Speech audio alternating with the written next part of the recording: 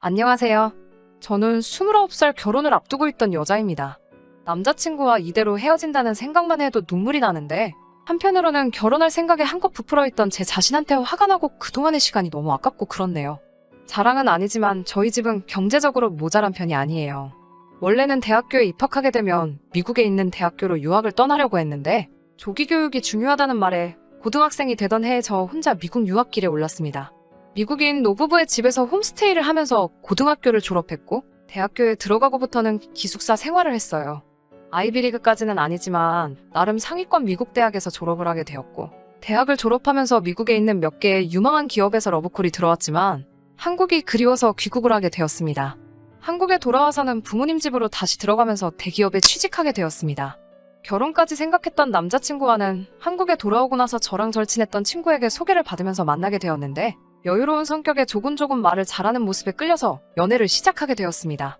여리여리해 보이지만 고집도 있는 편이라서 자기가 옳다고 생각하는 일에는 제 의견이 반대일지라도 고집부리며 저를 설득하려고 했어요.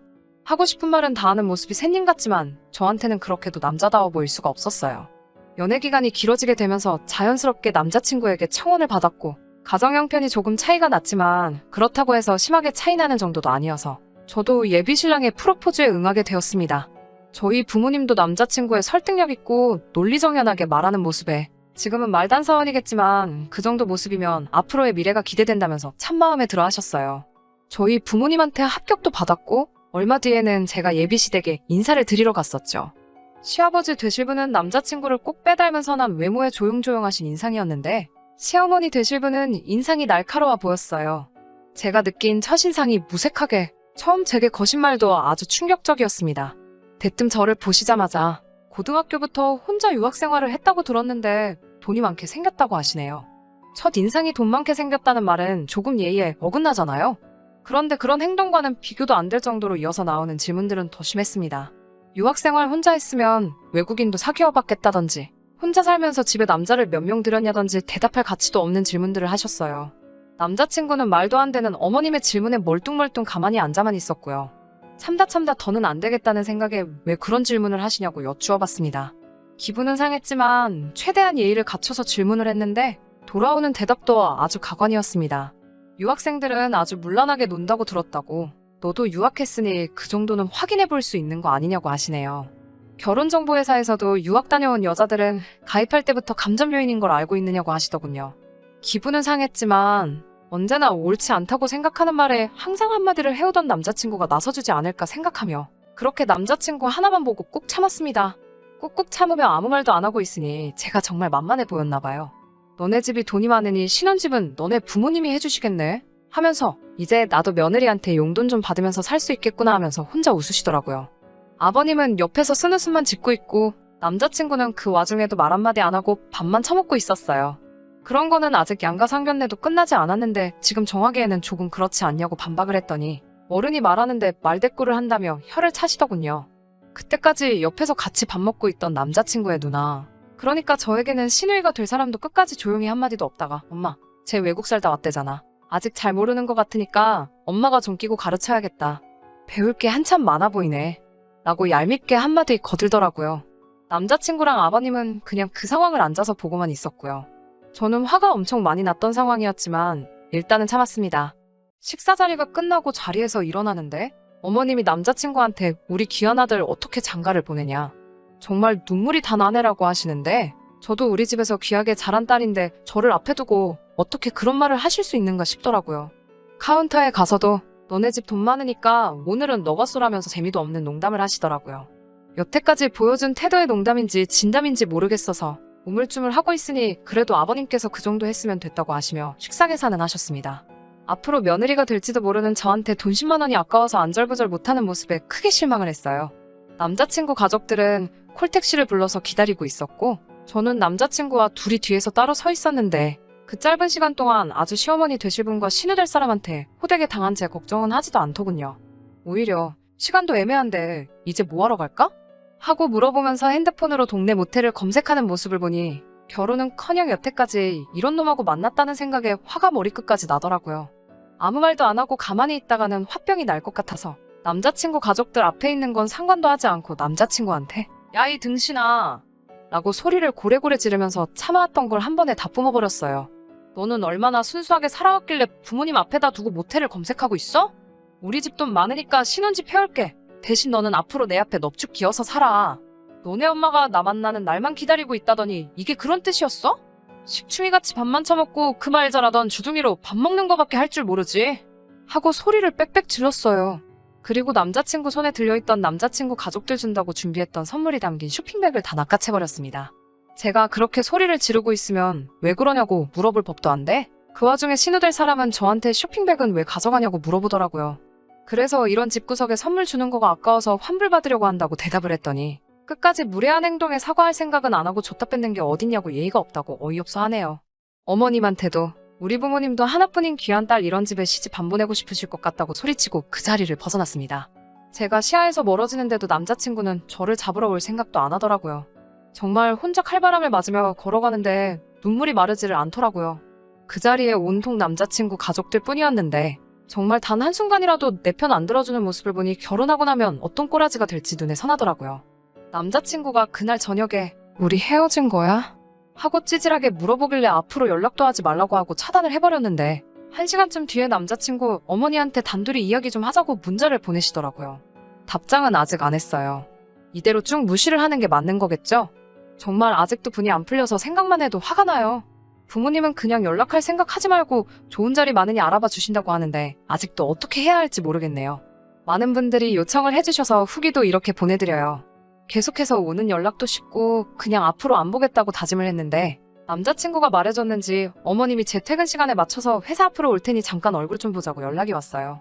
이렇게 계속 무시하면서 피하는 것만이 상책은 아니라고 생각해서 확실히 단판을 지으려고 만나기로 했습니다. 이미 마음이 떠난 지는 오래되었기 때문에 그 자리에서 제 마음을 다시 돌린다거나 할 생각은 없었어요. 혹시나 해서 새언니한테 연락해서 만나기로 한 카페로 와줄 수 있냐고 물어봤어요. 제 오빠가 성격이 불같은 게 있어서 괜히 오빠를 불렀다가는 일이 더 커질 수도 있다고 생각했거든요. 퇴근하고 나서 만나기로 한 카페에 가보니 어머님하고 남자친구가 같이 있었어요. 새언니는 아직 도착하지 않은 상황이었고요. 새언니 올 때까지 기다릴까 하다가 저도 성질이 조금 급한 게 있어서 그냥 카페 안으로 들어가 두 사람 앞에 앉았습니다. 그렇게 얼굴 보고 이야기하자고 해서 무슨 이야기를 하려나 했는데 이 자리에 사과받으러 오셨다고 하네요. 어이가 없어서 그 상황에서 제가 사과까지 해야 하나요? 하고 이야기를 했더니 어른이 고가운 소리 몇 마디 좀 했다고 어른들 다 있는 데서 남의 집 귀한 자식한테 욕하고 그러는 건 조금 예의가 없다. 결혼 허락받으러 온 자리에서 저의 행동은 용납할 수 없는 행동이다. 외국에서 오래 살아서 그런 걸 잘 모르나 본데 지금 사과하면 받아줄 테니 얼른 사과를 하고 처음부터 다시 시작하자 라고 하시네요. 본인이 한 말이 듣기 싫은 소리일 수도 있겠지만 틀린 소리 하나도 없다고 하시며 또 그 결혼정보업체에서 유학 다녀온 여자가 감점 요인이란 걸 알고나 있느냐며 그래도 우리 아들이 너랑 결혼하고 싶다고 하니 아들 얼굴 봐서 한 수 접어주고 결혼 전에 행실이 어땠는지 알아보고자 한 말인데 그걸 가지고 그러는 걸 보니 문란하게 살아온 게 맞으니 제가 속으로 찔려서 그러는 게 아니냐며 저의 태도를 보니 어떻게 몸을 굴렸는지 안 봐도 뻔하다고 하십니다.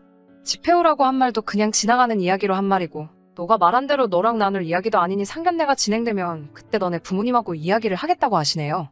단 한 개의 사과도 없이 제 행동을 하나하나 지적해가며 이건 제가 이래서 잘못했네. 저래서 잘못했네 하며 저보고 사과를 하라고 강요하는 모습에 어리 빠져서 한마디도 대꾸하지 않고 무슨 이야기를 하는 건가 듣기만 했네요. 남자친구가 고집만 꺾고 어떻게든 저를 설득시키려 했던 장정 같던 모습이 어디서 배워먹은 성격인지 단번에 알겠더라고요. 그 말을 다 들으니 정말 마음 한구석에 남자친구에게 남아있던 정내미마저 뚝 떨어지게 해주셨어요. 차라리 이런 식으로 나오니 저는 오히려 더 고마웠습니다. 저도 이제 말 가려서 할 필요가 없으니 그 아줌마를 향해서 한마디 마음에 아껴놓았던 말을 시작했습니다. 우리 집 잘 사는 거 맞아요. 집이며 참여 혼수에 예단까지 원하는 대로 다 해올 수 있습니다. 라고 말을 먼저 시작했습니다. 집에 차까지 해온다는 말에 아줌마는 이어질 말은 생각도 안 하고 기분이 좋아졌는지 그거는 어른들끼리 만나서 천천히 이야기해야 맞지 라고 하면서 싱글벙글 표정을 숨기지 못하겠더라고요. 그 반응에 저는 하지만 우리 부모님 만날 일은 앞으로 없을 테니 집이며 원하는 거 전부 다 해올 수 있는 며느리는 다른 데서 찾으셔야겠다고 말해줬어요. 우리 부모님이 집안 형편 차이 나는 사위까지는 좋게 이해해 주시려고 했는데 학벌 차이 나고 못 배워먹은 사위는 보기 싫다고 하신다고 착하기라도 하면 데려다 살겠는데 어머니 꼬라지를 보니 가정교육도 제대로 못 받은 것 같아서 이대로 끝내는 게 맞겠다고 하셨다고요. 사과를 할 건 제가 아니고 그날 무례한 질문을 한 아줌마가 저한테 사과를 하는 게 맞고 이런 말 하려고 부른 거면 피차 서로 시간 낭비한 것 같으니 저는 이만 돌아가 보겠다고 했어요. 한참 실랑이를 하면서 원성이 높아지기는 했지만 별다른 사건은 없었습니다. 남자친구는 어느 쪽 편을 들어야 할지 몰라서 가만히 있었다고 하네요.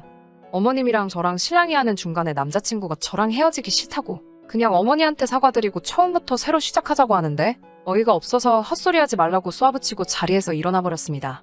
그랬더니 아줌마가 저한테 결혼이 장난이냐고 이렇게 별것도 아닌 걸로 삐쳐서 헤어질 거였으면 애초에 결혼한다고 인사는 왜 왔냐고 제가 이제 엎드려 빌어도 우리 아들이랑은 더 이상 만나지 못하게 할 거라며 더는 연락하지 말라고 하더라고요. 그 말에 남자친구를 향해서 들었지? 찌질하게 밤마다 연락해서 매달리지 마. 그리고 아까 다른 여자 찾으라는 말은 취소할게. 남의 집 귀한 딸 데려다가 피 말려 죽게 하지 말고 니네 엄마랑 둘이서 평생 살아. 라고 쏘아붙이고 자리에서 떠나는데 남자친구가 제 팔을 확 낚아채버렸네요. 제 팔을 낚아챈 손을 저희 오빠가 갑자기 등장해서 떼어내버리고 저를 데리고 나갔습니다.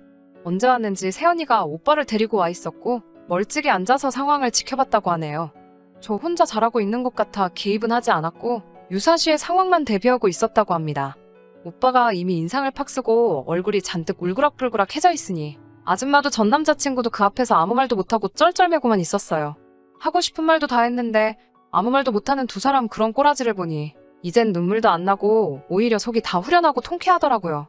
부모님은 그냥 좋은 경험했다 치고 아직 저도 나이가 어리니 똥차가 지나가면 벤츠가 올 거라고 조급하지 말고 젊음을 더 즐기라고 하시네요. 혹시 모를 상황에 대비해 지금은 오빠와 새언니네 집으로 들어가서 오빠랑 같이 출근하고 있습니다. 다행히 그 뒤로 아무런 연락도 없고 마주치지도 않으니 잘 끝난 것 같습니다. 사람 보는 눈이 없던 제가 멍청했지만 정말 이제 와서 생각해보니 결혼하기 전에 그렇게 깽판을 쳐준 그 아줌마한테 고마울 따름입니다. 결혼을 해버렸으면 빼도 박도 못 해버릴 뻔했는데 어떻게 보면 새 출발할 수 있게 저를 도와준 거나 다름이 없으니까요. 그래도 오랫동안 만났고 사랑했던 건 진심이니 당분간 마음 한구석만큼은 허전하겠지만 아무리 생각해봐도 이젠 슬픈 것보다 어이없는 기분이 더 크네요. 여러 사람들 말처럼 똥차는 이미 지나갔으니 언젠가 나타날 벤츠를 기다리면서 저는 제가 하던 일이나 열심히 하면서 미래를 준비해야겠어요. 끝까지 들어주셔서 감사합니다.